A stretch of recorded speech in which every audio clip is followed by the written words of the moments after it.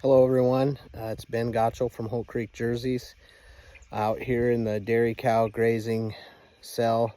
Just going to show you our temporary fencing setup, our temporary laneway setup, and kind of how we set up our paddocks for our dairy cows to graze. So there's the dairy cows grazing. So we've got this access lane which runs back down around to that last telephone pole there towards the parlor, which is over that way behind those trees. You can't see it. So this is the lane that the cows use to travel back and forth to the parlor, and it's permanent on one side. We got barbed wire fence over there, but this other side is temporary. So it hooks up to the perimeter of this side of the ranch, this side of the road, clear down here.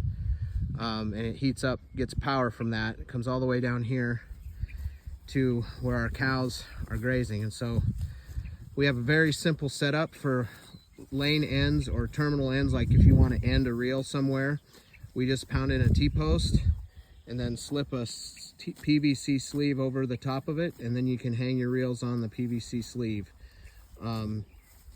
These are just O'Brien or maybe O'Brien knockoff reels here.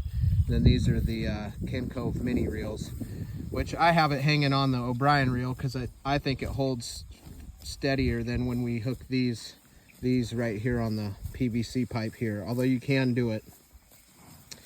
So we've got our lane terminal ending here. We've got our fence keeping those cows out of the grass that they'll have for tomorrow, and then we just have a jumper wire to go across there to heat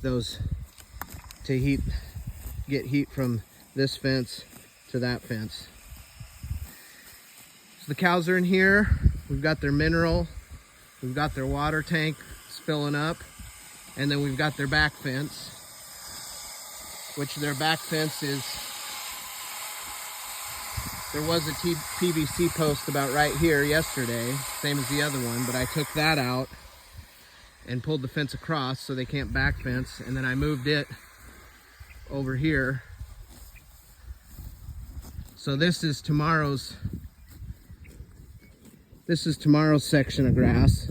I've got it fenced already, and I've got the mini reel hanging on the T-post. I like to take a half hitch around the T-post or the sleeve and hang it.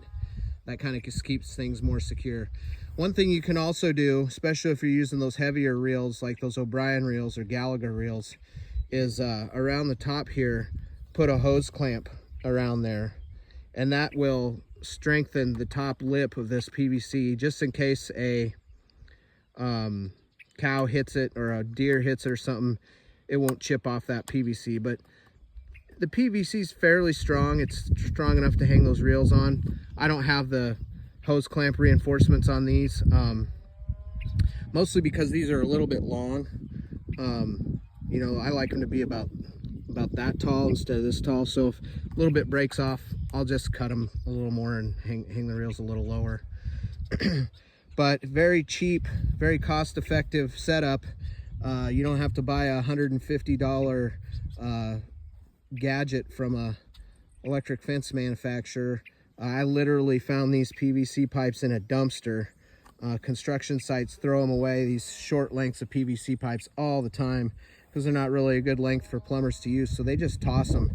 And you can literally get dozens of them at one construction site in a dumpster sometimes. Or you can buy the PVC pipe and cut your own, and it's still pretty cheap even to do it that way.